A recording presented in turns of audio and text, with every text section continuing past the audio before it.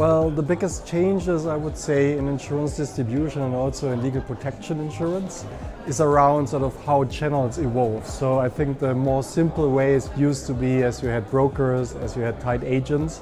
I think it's not that sort of easy anymore. It's getting more complex.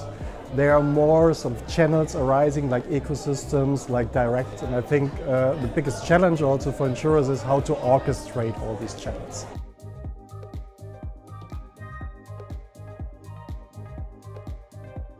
I think while looking at the global insurance market, China or the Asian markets are very well ahead of what's happening also in Europe and America.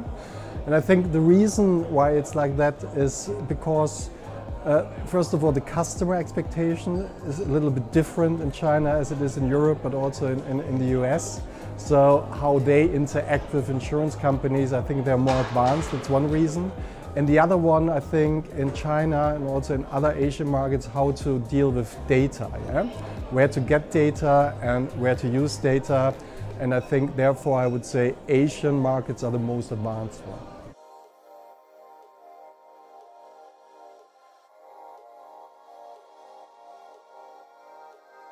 So bionic insurance might be something we developed as a concept, and I think it's not really new because insurance was always something between, let's say, human on the one hand and technique or data on the other hand.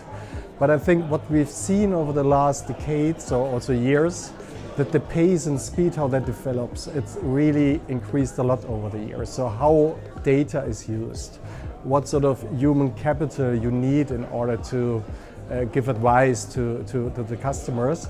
And therefore the mixture between, as I said, data and technique on the one hand and HR and the new ways of working on the other hand, I think that very much increased also due to COVID, as customers are more used to another way to interact with insurance companies.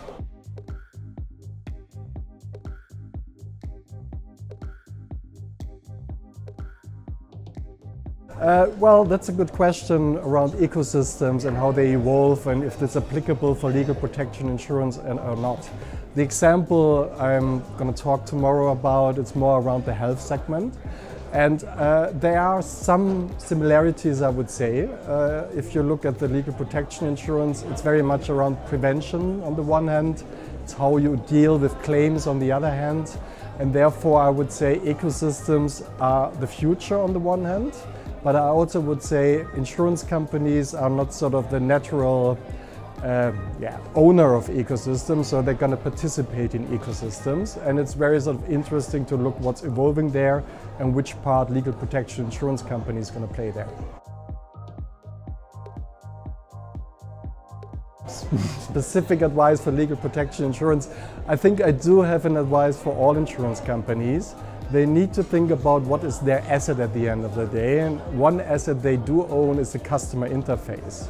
And I think it's very important to own the customer interface still in the future and think about how to serve the client. Otherwise, other players are gonna come in, take on the relationship to the customer, which makes it very, very difficult for insurance companies to compete.